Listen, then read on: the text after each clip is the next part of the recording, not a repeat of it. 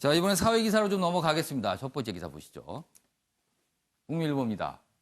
연예인 학폭투 파장. 그러니까 이 학폭투는요, 학교 폭력과 미투를 섞은 말입니다. 학폭투 파장.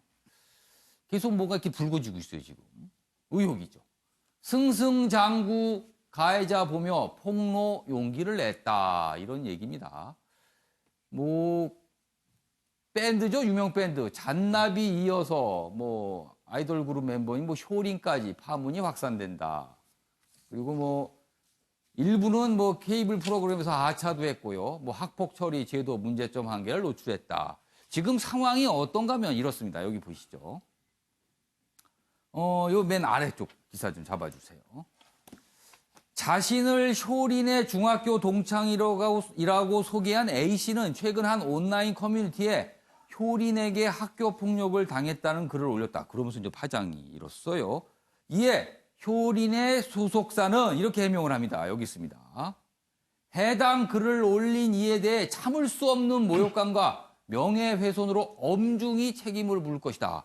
그러니까 이게 서로 주장이 다른 거예요, 지금. 그리고요, 밴드 잔나비의 멤버, 지난 24일 학폭가해 의혹이 불거지자 밴드를 탈퇴했다. 또 이런 일도 있었습니다.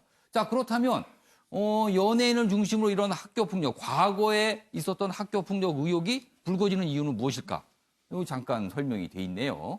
학폭 피해자들의 폭로는 과거보다 학폭을 심각하게 인식하는 사회적 분위기가 반영된 결과다. 그리고 승승장구하는 가해자를 보면서 폭로를 해야겠다. 용기를 냈다. 이런 설명이에요, 지금. 자, 양지열 변호사. 네. 이거 좀 간단한 문제가 아닌 것 같아요. 계속 이어질 것 같기도 합니다, 왠지 지금. 그러게요. 사실관계 확인이 안 된 상황이라서 아직은 누가 공방입니다, 누구다 지금. 이런 부분들을 개인적으로 짚어가면서 말씀드릴 수는 없는데 예.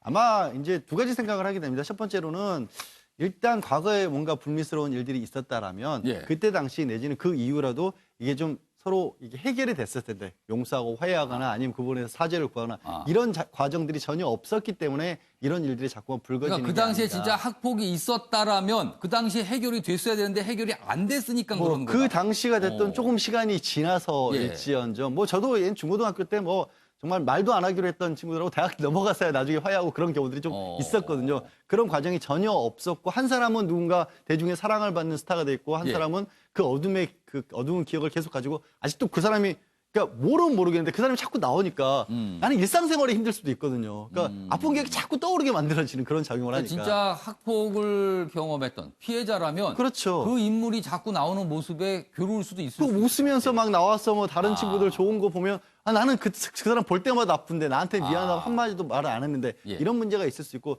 두 번째는 그럼에도 불구하고 좀 조심스러운 부분은 뭐냐면 예. 우리가 학폭을 따로 두고 있는 이유 그러니까 청소년 시절에 소년법도 따로 두고 있는데 법이니까 기왕이면 또 그 시절이 가지고 있는 특성이라는 것도 있거든요. 그러니까 뭔가 성인과는 또 다른 시절에 그렇죠. 있었던 일이기도 이른바 이제 하거든요. 10대 시절. 그렇죠. 그러니까 이거 두 가지 균형을 좀 찾아줘야 될 것 같은데 그게 참 어려운 문제라는 거죠. 10대 시절에 있었던 일, 그런데 성인이 된 이후에 과연 그 문제를 가지고 성인의 어떤 활동까지 지장을 받는 경우. 그렇죠. 이게 또 고민할 지점이 그렇습니다. 있는 거네요. 이경환 변호사는 어떻게 보세요? 예. 저 사실은 미투, 비투, 학폭투 예. 이름 참 잘 짓는데요. 예. 다음에 무슨 투가 나올지 궁금해집니다. 진짜 학폭투까지는 제가 생각을 못했는데. 예. 그리고 효린 사실은 제가 예. 옛날 시스타 시절에 예. 좋아했던 팬이었는데요. 예. 좀 많이 아쉽긴 합니다. 갑자기 팬이라고 또 밝히시네. 저는 정말입니다. 예. 그 시스타 시절에 예. 지금 이 시스타가 우리들 시절에 약간 걸그룹이어져 가지고 우리보다 저 나이가 어리긴 하지만 예. 제가 약간 그쪽 관심 있을 때 예. 그래서 팬이라는데 아마 효린은 제가 알기로 특히 예. 가창력을 위주로 한 가수였기 때문에 누구보다도 제가 이렇게 좋아했었던 걸로 기억이 납니다. 예. 근데 많이 아쉬운데요. 아쉬운 점은 뭐냐면 예. 왜 이렇게 처리를 해야 될까? 그 이전에 그것은 사실인지 아닌지 알 수는 없습니다. 지금 공방이 붙었어요. 예, 사실은. 그렇지만 어쨌든 답은 처음에 선명하지 않다. 예. 기억이 선명하지 않다 이렇게 나왔거든요. 기억이 선명하지 않다는 이야기는 어떻게 보면 아닐 수도 있지만 예. 가능성도 있는 그런 형태의 이야기 아니겠습니까? 그러니까 확정적으로 뭔가를 얘기를 하진 않은 건데. 그렇죠, 그죠. 예. 그리고 처음에 좀 사과처럼 할 것처럼 하다가 나중에 마치 이제 지금 그 예. 피해자라고 하는 사람의 주장이 약간 이렇게 엇갈리니까 예. 뭐 다시 이제 강경 대응을 하는 예. 것 같은데 제가 보기에 이 피해자라고 하는 사람이 사과만 원한다고 한다면 어떤 선명하지 않다라고 하는 그 기준화에서 본다면 예. 어쨌든 그런 여지는 있었던 걸로 보여지니까 예. 실제로 뭐 아주 심한 정도의 폭력에 이르렀는지는 알 수는 없지만 뭐 그런 사건들이 뭐 주변 정황들이 좀 있었다고 한다면 예. 어쨌든 사과의 형식을 취해서 결과를 해결했으면 좋았을 텐데 예. 거기에 대해서 강경 조치를 가는 것이 과연 바람직한 방향인지는 잘 모르겠습니다. 뭐 두 분 변호사께서 설명을 해 주셨으니까요. 뭐 시청자 여러분께서 지금 상황이 이렇다는 걸 이해하셨을 것 같습니다. 이번에 우리 대학의 모습 중에 하나입니다. 지금 실제 나타나고 있어요. 이 모습이요. 보시죠.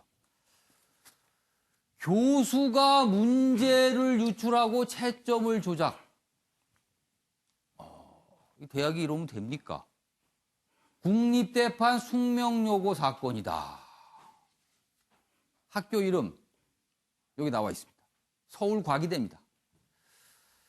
교수 3명이 지금 관련이 돼 있는데요. 이런 일이 있었답니다. 행정직원 딸을 조교 채용 부탁받고 점수를 조작해 최고점으로 합격시켰다. 이러면 안 됩니다. 지금 이렇게 채용 문제 가지고 큰일 납니다. 지금 세상에는요. 그런데 또 이런 일도 있었어요.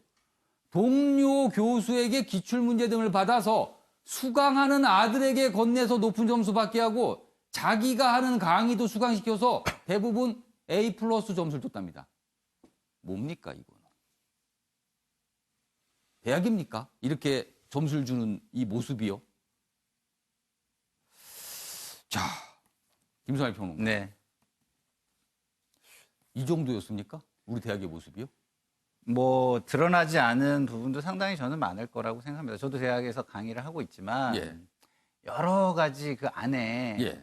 많은 이야기들이 있어요. 근데 그것이 사회로 지금 터져 나오지 않고 있는 부분이 되게 많거든요.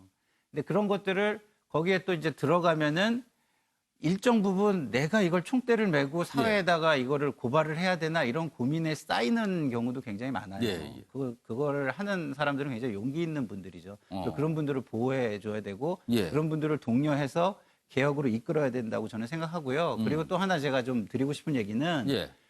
조금 약간 다른 결인데 예. 저런 일들이 벌어지는 이유가 우리나라 교육이 잘못됐다는 거예요. 왜냐하면 우리나라 교육이 예. 그 직에 맞는 사람들을 키워내는 교육을 해야 되거든요. 그래서 미국의 같은 경우는 직위분류제라는 게 있어가지고 그 직위에 필요한 기능들을 먼저 다 나열한 다음에 그 기능이 없는 사람은 지원을 못합니다. 근데 우리는 지금 점수만 잘 받으면 그 사람이 일을 잘하든 못하든 합격되는 체제잖아요. 그러니까 저렇게 그냥 아무나 갖다 넣어서 부탁해서 합격시킬 수 있을 것 같은 그런 문화가 지금 형성되고 있는 거 이것도 저는 큰 문제라고 그러니까 생각합니다. 숫자 하나만으로 그냥 평가가 끝나는 굉장히 허술한 모습, 뭐 그렇게 나타나고 있다는 거네요. 많은 분들이 이 기사 보고 아마 한탄을 하셨을 겁니다. 우리 대학 이렇게 가서는 안 되는데요. 진짜 안 됩니다. 다음 기사 보겠습니다. 직진 차로에서 좌회전하다 쾅! 이런 일이 벌어질 수 있습니다. 갑자기 옆차선이 좌회전합니다. 좌회전하면 안 되는데 좌회전하는데 직진한 차가 부닥치는 거죠. 이럴 때는요, 과거에는 뭐 2대8 뭐 이렇게 책임을 물었습니다. 직진한 차도 2를 물게 되는 거죠. 그런데 이제는 100% 좌회전 차가 책임을 지게 된다.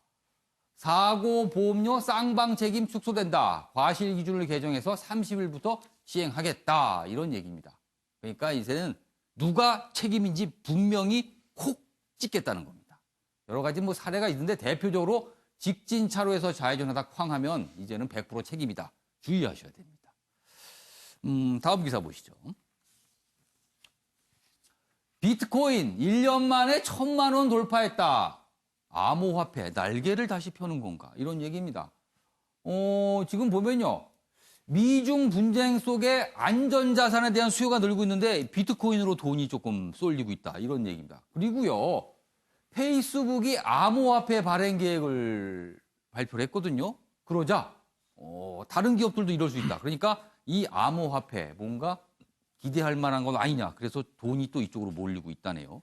암호화폐는 이른바 탈중앙. 돈은 정부가 찍어내는 건데 정부가 아닌 곳에서 돈을 찍어내는데 이거에 대해서 시장이 신뢰를 할 것이냐 말 것이냐 그런 논쟁이었는데 지금 다시 가격이 오르고 있다. 이런 얘기입니다. 마지막 기사가 될 것 같습니다. 해외 소식 하나 보시죠. 여기 있습니다. 극우 태풍, 녹색 돌풍, 유럽의회 선거가 있었는데요. 기성 정치를 심판하다 이렇게 돼 있습니다. 선거 예상 결과가 나왔는데 그동안은 중도파가 과반수를 넘게 장악을 했는데요. 지금은 극우하고 녹색당 계열이 굉장히 표를 많이 얻어서 중도가 과반을 차지하지 못할 수 있다는 겁니다. 그럼 왜 그랬을까? 기성 정치에 대한 실망이다. 이런 얘기를 하고 있습니다. 최영선 의원님, 기성 정치의 실망. 이게 전 세계적인 현상입니까? 지금 그렇지 않습니까? 일단 미국의 트럼프 대통령, 필리핀의 두테르테 대통령 이런 분들을 보면은 상당히 좀 온건파라기보다는 상당히 자극적이고 적극적인. 그리고 우리 온라인상으로 보더라도 사실은 중도적 입장을 표현하면은 별로 주목을 못 받아요. 아주 극단적인 자극적인 주장들이 주목을 받고 있는데 그러니까 중도는 왠지 좀 심심하다 이런 느낌을 주나 보죠? 일단 뭐 기성 정치에 대한 아마 좀 불만이라든지 이런 것들이 이런 식으로 표현되는 것 같은데 저는 개인적으로는 이런 현상에 대해서 좀 우려를 표하고 싶습니다. 지금 최영선 의원께서 분석하신 그런 내용이 기사로 또 있습니다. 보시죠. 여기 있습니다. 다음 기사 넘겨주세요. 성과 없는 중도에 실망한 유럽, 양극의 선명함을 택한다. 중도가 그동안 집권하기도 하고 다수를 차지했는데 성과를 못 냈답니다. 중도 갖고는 안 되겠다. 그러니까 유권자들이 양극단을 선택을 했다. 극우와 녹색당.